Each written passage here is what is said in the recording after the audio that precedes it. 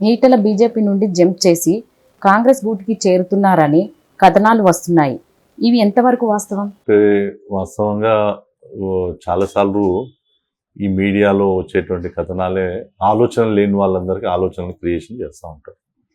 So ఇలా రేవంత్ రెడ్డి గారు తెలంగాణలో ఏంటంటే, ఒకటి ఆయనను కాంగ్రెస్ శ్రేణులు నిజంగా ఈజ్ అ కాంగ్రెస్ మ్యాన్ అని చెప్పేసి, అంటే వాళ్ళ కోర్ కాంగ్రెస్ ఐడియాలజీ ఉన్న వాళ్ళు ఆయన యాక్సెప్ట్ చేసుకుంటలేరు. అంటే వాళ్ళ దాంట్లో ఉండే సీనియర్ నాయకత్వం కావచ్చు, దేశంలో ఉన్న నాయకత్వం కూడా. సో రేవంత్ రెడ్డి గారు కూడా ఏమనుకుంటున్నారు, ఆయన చాలామంది కూడా తెలుగుదేశం నుంచి బయటకు వచ్చినప్పుడు ఆ యొక్క బ్యాచ్ను ఈయన ఎంకరేజ్ చేశారు. సో ఆయన అనుచరులకు చాలామందికి ఇప్పుడు ఎమ్మెల్యేలకు చేసుకుంటున్నారు. అందుకోసం ఇప్పుడు ఆయన ఈ యొక్క పార్టీ మారుతారు అనేది వాస్తవంగా అయితే వాస్తవం కాదు, మీడియాలో వస్తున్నటువంటి ఒక అంశం. అయితే ఒకటి, రాజకీయాల్లో ఎప్పుడు ఏదైనా జరగవచ్చు. అంటే రాజకీయాల్లో అంటే ఒక అధికారం అనే లో ఉన్నవాళ్ళు, సో ఏదైనా కూడా జరగవచ్చు. కానీ మేము అంటే మాకు ఉన్న నమ్మకం ప్రకారం ఈటల రాజేందర్ గారు పార్టీ మారేటువంటి వ్యక్తి అయితే కాదు. సో రేవంత్ రెడ్డి గారు స్పెక్యులేషన్ చేసుకోవచ్చు. అంటే ఆయన యొక్క నాయకత్వం బలపడడం కోసం ఇప్పుడు నేను ఇంతకుముందు చెప్పాను కదా, so born and bottom Congress కాదు కాబట్టి, సో తనతో ఎవరు వచ్చినా కూడా ఇదంతా కూడా తనకు అడిషనల్ స్ట్రెంగ్త్గా ఉంటుంది కాబట్టి దానికోసం ఆయన ఒక ప్రయత్నాలు చేయొచ్చేమో. కానీ సో మాకున్న ప్రకారం అయితే ఈటల రాజేందర్ గారు అలా ఆయన కూడా ఒక ఐడియాలజీతో ఉన్నటువంటి వ్యక్తి, ఒక పార్టీ కమిట్మెంట్గానే ఉంటారనేది మాకు ఆ యొక్క విశ్వాసం అయితే ఉంది. ఈటల రాజేంద్ర కరీంనగర్ లోక్సభ స్థానం కోరుతున్నారా? అది నెగిటివ్గా మారుతుందా? అంటే ఇప్పుడు బీజేపీ 4 స్థానాలు ఉన్నాయండి. ఆల్రెడీ బండి సంజయ్ గారు ఎంపీస్, సిట్టింగ్ ఎంపీ, ఆయన party all India general secretary.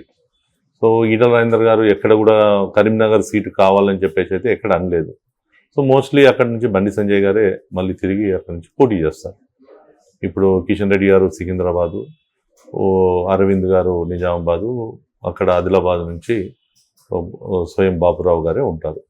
Etela Rajender గారు కూడా పార్టీ ఏదైతే బాధ్యత ఇస్తే దానికోసం నేను పార్టీ ఆదేశించిన ప్రకారంగా నేను పోటీ చేస్తానని చెప్పాడు. సో బహుశా ఆయన ఇప్పటివరకు అయితే ఎక్కడ ఏ వేదికలో కూడా నేను కరీంనగర్ నుంచి పోటీ చేస్తానని చెప్పలేదు. సో ఇది అంటే నేనేమంటే ఈటల రాజేందర్ను బండి సంజయ్ గారి మధ్య వైరంగా కొంత మీడియా చిత్రీకరణ జరుగుతుంది. కానీ సో ఎవరి యొక్క కెపాసిటీస్ వేరు. ఈటల రాజేందర్ గారికి ఉండేటువంటి స్ట్రెంత్ ఈటల రాజేందర్ గారు, బండి సంజయ్ గారి యొక్క స్ట్రెంత్ బండి సంజయ్ గారు, మా కిషన్ రెడ్డి గారి యొక్క స్ట్రెంత్ కిషన్ రెడ్డి గారిది. ఇలా కిషన్ రెడ్డి గారి మీద కూడా అనేక మంది అనేక ఆరోపణలు చేస్తూ ఉన్నారు వాస్తవంగా సోషల్ మీడియా వేదికగా. సో ఇవాళ ఆయన ఒక సైనికుడు, బీజేపీ ఏది ఆదేశిస్తే దాన్ని అమలు చేసేటువంటి ఒక సైనికునిగా పనిచేస్తున్నాడు, ఒక కార్యకర్త యొక్క మా పార్టీ యొక్క లక్షణమే అది. సో ఆయన ఒక సామాన్య కార్యకర్త నుంచి 3 సార్లు ఎమ్మెల్యే అయ్యాడు, యువమోర్చా జాతీయ అధ్యక్షుడు అయ్యాడు, పార్టీకి ఉమ్మడి ఆంధ్రప్రదేశ్ రాష్ట్ర అధ్యక్షునిగా ఉన్నారు, కేంద్ర మంత్రిగా ఉండి ఇలా క్యాబినెట్ మంత్రిగా ఒక ఇంపార్టెంట్ పోర్ట్ఫోలియోస్ నిర్వహణ చేస్తూ ఇవాళ పార్టీ మళ్ళీ తెలంగాణలో ఇక్కడ ఉండాలి, ఈ యొక్క సీనియారిటీ ఇక సమన్వయం పరచాలి అని చెప్పేసి పార్టీ నిర్ణయం తీసుకున్నప్పుడు పార్టీ నిర్ణయాన్ని అనుసరించి ఆయన వచ్చి పనిచేస్తూ ఉన్నారు. సో ఇక్కడ ఎవరి క్యారెక్టర్స్ ఎవరి స్ట్రెంత్ అనేది పార్టీ అందరి యొక్క స్ట్రెంత్ వచ్చినప్పుడే పార్టీకి బలంగా ఉంటుంది. సో మీడియా చిత్రీకరణలు ఏమవుతుందంటే కిషన్ రెడ్డి గారిని ఒక అసమర్థమైనటువంటి నాయకుడు అని చేయడం అవుతుందో ఇది అర్థం కానటువంటి అంశం. సో వారికి ఉన్నటువంటి మౌనం, వారికి ఉన్నటువంటి సహనం నిజంగా కూడా రాజకీయాల్లో ఎవరికి ఉండదు. కానీ అది ఒక గొప్ప లక్షణం. అంటే ఒక నాయకునికి ఉండాల్సినటువంటి ఒక గొప్ప లక్షణం ఏదైతుందో అది ఇలా మన యొక్క కిషన్ రెడ్డి గారిలో మనం కనిపిస్తూ ఉంటుంది. సో ఇలా ప్రతిదానికి ఆయన రియాక్ట్ కావట్లేదు. సో జరిగేది జరుగుతూ ఉంటాయి. నిజం అనేది ఎప్పటికైనా కొద్దిగా ఆలస్యం కావచ్చు, కానీ నిజం అనేది ఎప్పటికీ ఒక సత్యం అంటే శాశ్వతంగా ఉంటుంది కాబట్టి సో కిషన్ రెడ్డి గారి యొక్క నాయకత్వం కూడా గొప్పది. సో దీన్ని అన్ని లింకు చేసుకున్నప్పుడు కాంట్రవర్షి అనేది స్టార్ట్ అవుతుంది.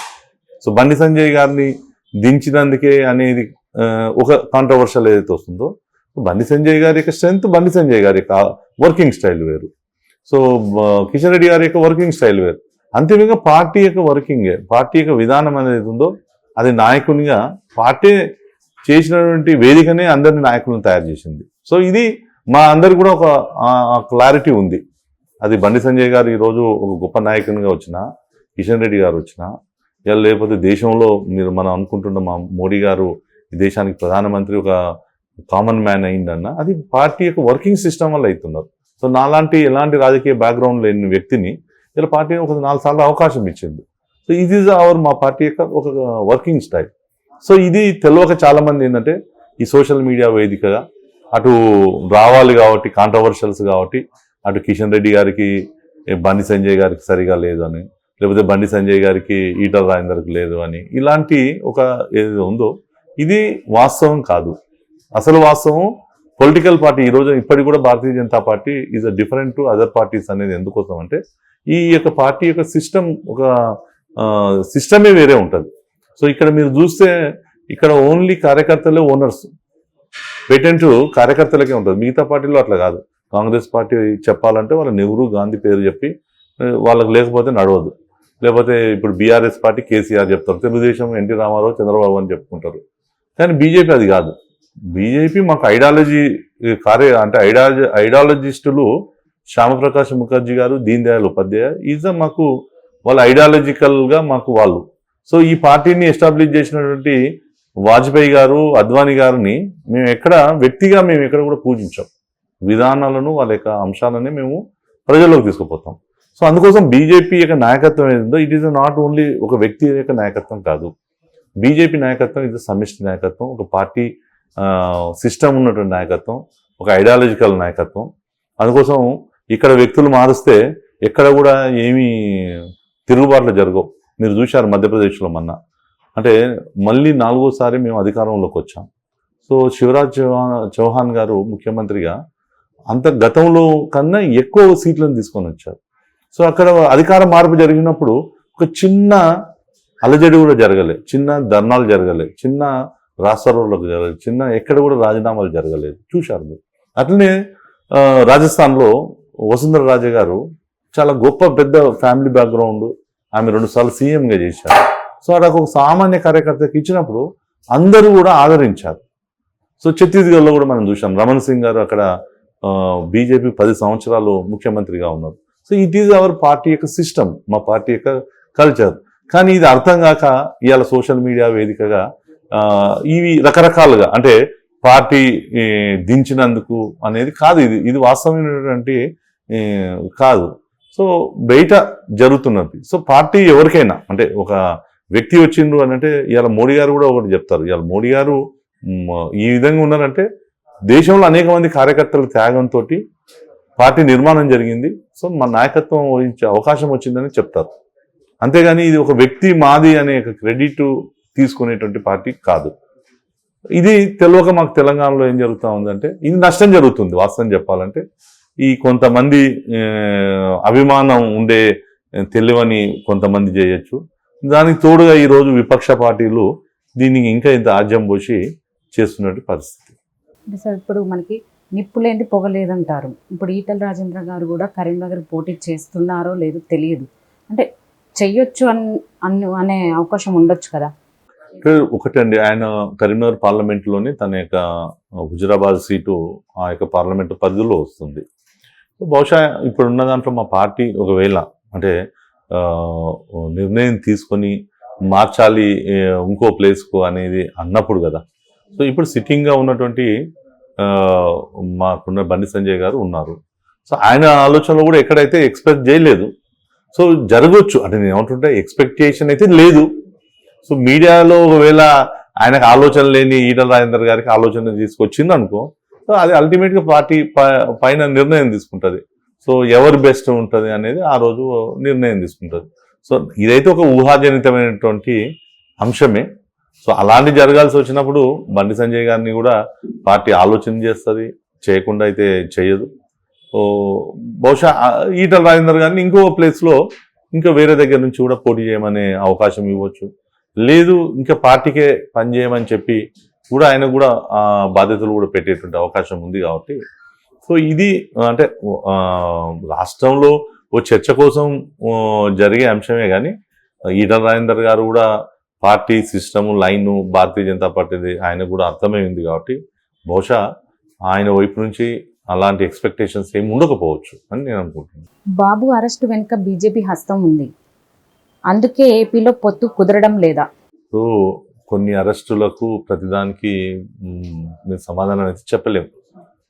ఇప్పుడు బాబు అరెస్ట్ వెనకాల బీజేపీ ఉందంటారు, ఇంకో దగ్గర బీజేపీ ఉందంటారు. ఇలా వెస్ట్ బెంగాల్లో మీరు చూశారు, సిబిఐ ఈడీ రైడ్లు జరిగితే ఈడీ రైడ్లు చేశారన్నారు. ఈడీ రైడ్లు జరిగితే నిజంగా పైసలు కనిపించినాయి కదా, 100 కోట్ల రూపాయలు.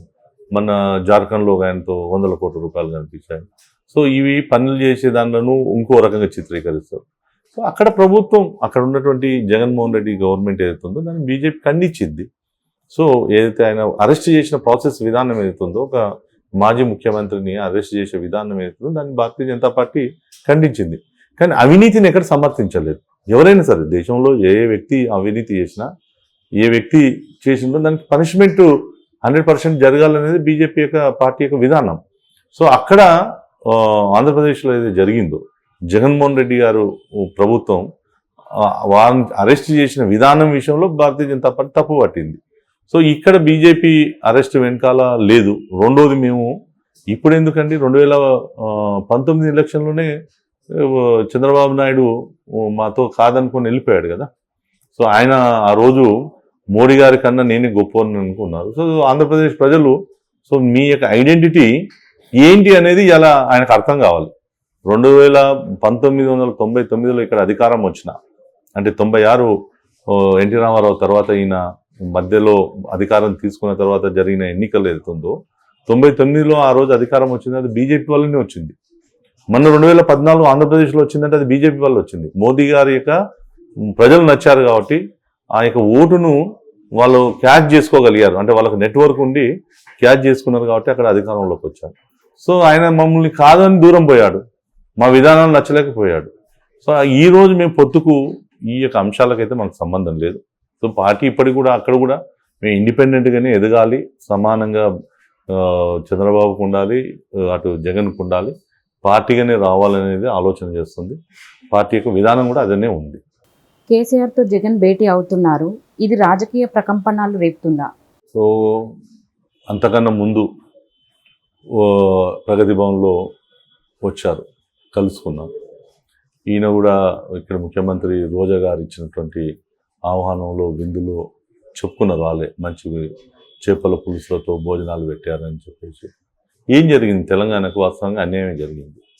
ఏదైతే కృష్ణా వాటర్ రావాలనో, మన కృష్ణా పరివాహక ప్రాంతం అవుతుందో, ఇలా మనకు రావాల్సినటువంటి నీటి వాటర్ రాలేదు. దానికి ప్రధాన కారణం కేసీఆర్ యొక్క విధానాలు. సో వీళ్ళిద్దరూ రాజకీయాల కోసం, అంటే ఇక్కడ ఈయన తెలంగాణ సెంటిమెంట్ను వాడుకోవడం కోసం జగన్మోహన్ రెడ్డి కావచ్చు, జగన్మోహన్ రెడ్డి సెంటిమెంట్ను వాడుకోవడం కోసం కేసీఆర్. ఈ ప్రకంపనలు ఇప్పుడు ఎవరు కూడా నమ్మే పరిస్థితులు లేవు. ఎందుకంటే వాళ్ళకి ఇంతకుముందుకు ఉన్నటువంటి వ్యవహారమే కదా. ఇప్పుడు ఏదో కొత్త ప్రకంపనలు సృష్టిస్తామని ఏం లేదు. ఎందుకంటే కేసీఆర్ మీద అందరికి కూడా క్లారిటీ వచ్చేసింది. తాను ఒక గొప్ప థర్డ్ ఫ్రంట్ పెడతా అని చెప్పేసి దేశం అంతా తిరిగినప్పుడే ప్రకంపనలు రాలేదు. సో కర్ణాటకలో ఎలక్షన్లు నిలబడితే పోటీ చేయలేదు. తర్వాత నేను ఏదో మహారాష్ట్రలో ఉద్ధరిస్తాను పోయాడు, మేము ఆంధ్రప్రదేశ్లో పోతామని చెప్పి అన్నారు. సో ఇవాళ కేసీఆర్ చేసే అంశాల్లో ఎక్కడ ప్రజల్లో ఇదంతా ఉట్టి సోది అనే కాడికి వచ్చారు. అంటే ప్రజలు ఇంతసేపు నవ్వుకుంటున్నారు, విని ఆ పరిస్థితి కనిపిస్తుంది.